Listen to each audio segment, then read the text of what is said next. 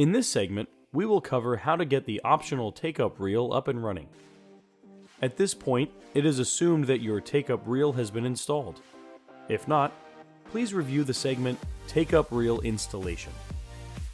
Go ahead and take your roll of media, and after installing the flanges on each end, place it onto the stock roller bars. Next, take the front edge of the roll and feed it into the media slot of the cutter. Once the media is loaded and the media latch is set, slide the stops on the back roller bar up against the flanges on the media roll and tighten them. Next, locate an empty core the same size as the media you plan to cut plot. In other words, if your media is 48 inches wide, then use a 48-inch empty core. Then install the flanges that came with the take-up reel unit on each end of that empty core. Slide the media guide bar to the back position. Place the empty media core with the flanges onto the drive roller bars. On the drive roller, loosen the flange guides clamps and slide the flange guides underneath the flanges. Make sure that the flange edge is set on top of the rubber channel of the flange guide. Secure the flange guide by tightening the flange guide clamp screw. Make sure you do the same for the other flange guide on the left side.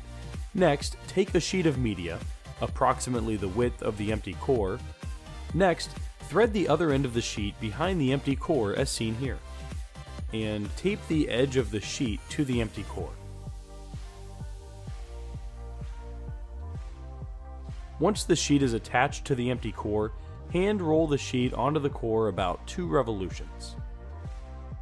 Take the other edge of the sheet and bring it up to meet the media loaded onto the cutter. If needed, retract the sheet.